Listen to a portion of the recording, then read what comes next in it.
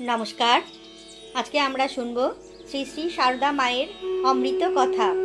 मायेर सन्यासी सन्तान स्वामी अरूपानंद बोलिलेन, एकदिन माके जिज्ञासा करिलाम, मा, जारा मृत्युर पूर्वे अज्ञान हये देहत्याग करे तादेर कि सद्गति हय? मा बोलिलेन, अज्ञान हवार पूर्वे जे चिंताटी छिलो, जे चिंताटी निये से अज्ञान हयेछे, सेई चिंताटी अनुसारेई तार गति हय।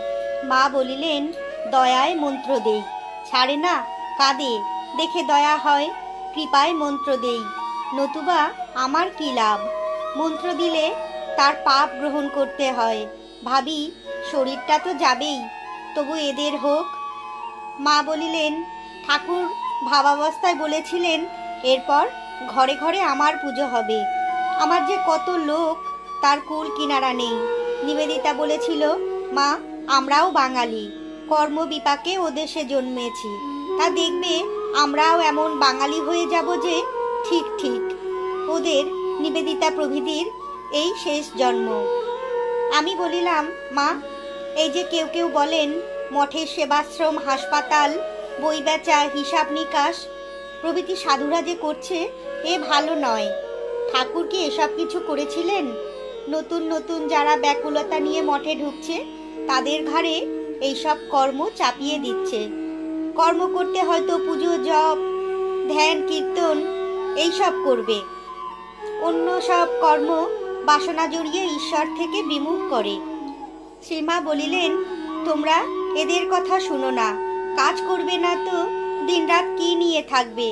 24 ঘন্টা কি ধ্যান জপ করা যায়? ঠাকুরের কথা বলছো, তার আলাদা, তার মাছের ঝোল, ঘিয়ের বাটি, মথুর জোগাতো। এখানে একটি কাজ নিয়ে আছো বলে খাওয়াটি জুটছে, নইলে দুয়ারে দুয়ারে কোথায় এক মুঠোর জন্য ঘুরে ঘুরে বেড়াবে, শরীরে অসুখ হয়ে পড়বে। আর কেই বা এখন সাধুদের এত ভিক্ষা দিচ্ছে, তোমরা ওসব কথা কিছু শুনো না। ঠাকুর যেমন চালাচ্ছে তেমনি চলবে, মঠ এমনি ভাবেই চলবে, এতে যারা পারবে না তারা চলে যাবে। মা বললেন, কর্মফল ভুগতে হবেই, তবে ঈশ্বরের নাম করলে যেখানে ফাল সেধুত সেখানে ছুঁচ ফুটবে। জপ তপ করলে কর্ম অনেকটা খণ্ডন হয়। যেমন সুরত রাজা লক্ষ বলি দিয়ে দেবীর আরাধনা করেছিল বলে লক্ষ পাঠায় মিলে তাকে এক কোপে কাটলে, তার আর পৃথক লক্ষবার জন্ম নিতে হলো না। দেবীর আরাধনা করেছিল কিনা ভগবানের নামে কমে যায়। মা বলিলেন, অনেক সাধন তপস্যা করলে, পূর্বজন্মের অনেক তপস্যা থাকলে তবে এ জন্মে মনটি শুদ্ধ হয়। এ কলিতে শুধু সত্যের আড় থাকলেই ভগবান লাভ হয়। ঠাকুর বলতেন, যে সত্য কথাটি ধরে আছে সে ভগবানের কোলে শুয়ে আছে। দক্ষিণেশ্বরে ঠাকুরের অসুখের সময় রোজ তাকে যে দুধ দিতুম তা জাল দিয়ে বেশ ঘন করে দিতুম, আর 1 সের দুধ হলে বলতুম 8 সের, কম করে বলতুম। ঠাকুর একদিন টের পেয়ে বললেন, সে কি, সত্য ধরে থাকবে, এই আমার বেশি দুধ খেয়ে পেটের অসুখ হয়েছে, যেই মনে করা অমনি সেদিন পেটের অসুখ হলো।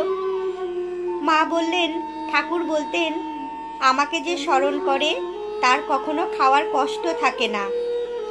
মাকু মানে প্রসন্ন মামার কন্যা মাখনবালা, মায়ের ভ্রাতুষ্পুত্রী। বললেন, এ কথা ঠাকুর নিজে বলেছেন? মা বললেন, হ্যাঁ, তার নিজ মুখের কথা। তাকে স্মরণ করলে কোনো দুঃখ থাকে না। দেখছো না, তার ভক্তেরা সকলেই ভালো আছে, তার ভক্তের মতো এমন কোথাও দেখা যায় না। এই তো কাশীতে এত সাধু দেখেছি, তার ভক্তগুলির মতো কোনটি? মা বলিলেন, মন্ত্রের মধ্য দিয়েই শক্তি যায়, গুরুর শক্তি শিষ্যে যায়, শিষ্যের গুরুতে আসে। তাই তো মন্ত্র দিলে পাপ নিয়ে শরীরে এত ব্যাধি হয়। গুরু হওয়া বড় কঠিন, শিষ্যের পাপ নিতে হয়।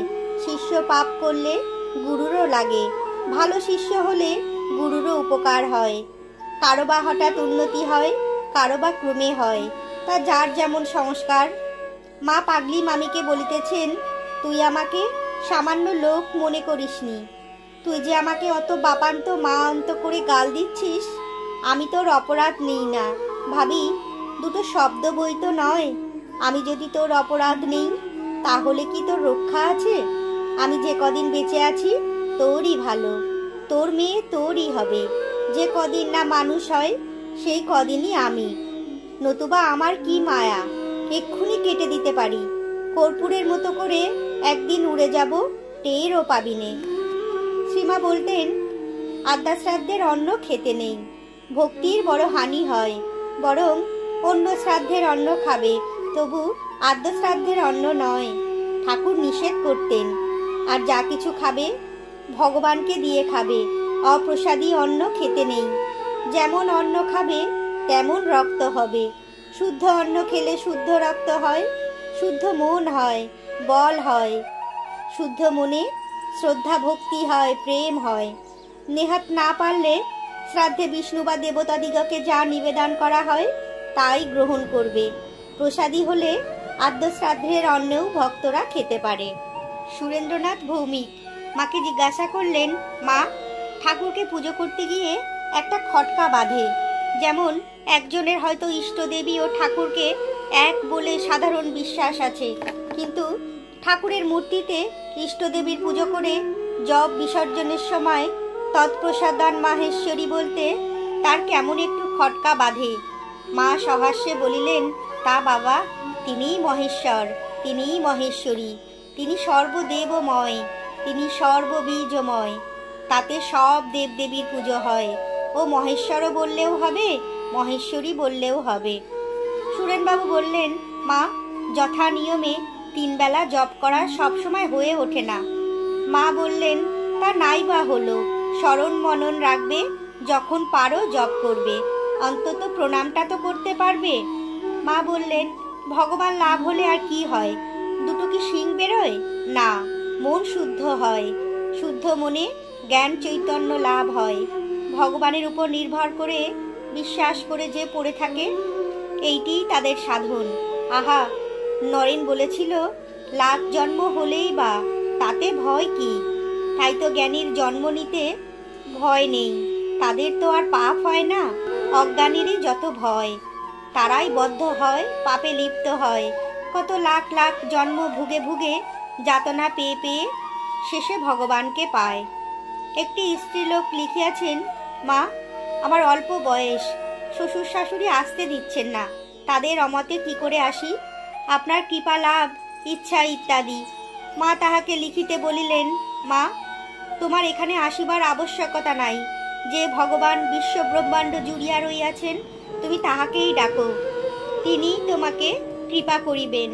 মা উত্তেজিত কণ্ঠে বলিলেন, যদি শুদ্ধ মন হয়, কেন ধ্যান ধারণা হবে না? কেন দর্শন হবে না?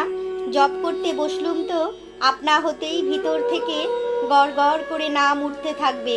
চেষ্টা করে নয়। সাধন বলো, ভজন বলো, তীর্থ দর্শন বলো, অর্থ উপার্জন বলো, সব প্রথম বয়সে করে নিতে হয়।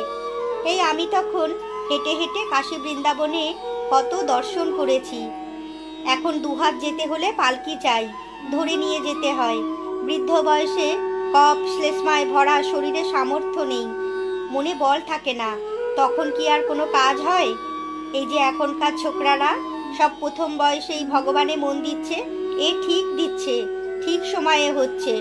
বাবা, সাধন বলো, ভজন বলো, সব এখন এই বয়সেই করে নেবে, শেষে কি আর হয়?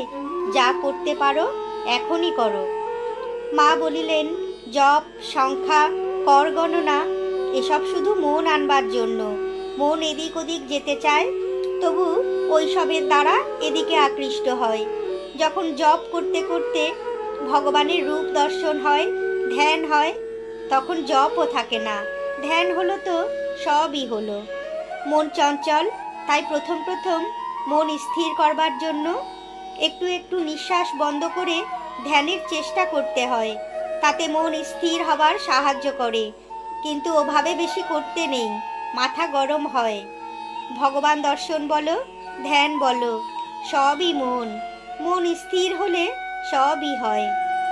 মানুষ তো ভগবানকে ভুলেই আছে, তাই যখন যখন দরকার তিনি নিজে একবার এসে সাধন করে পথ দেখিয়ে দেন।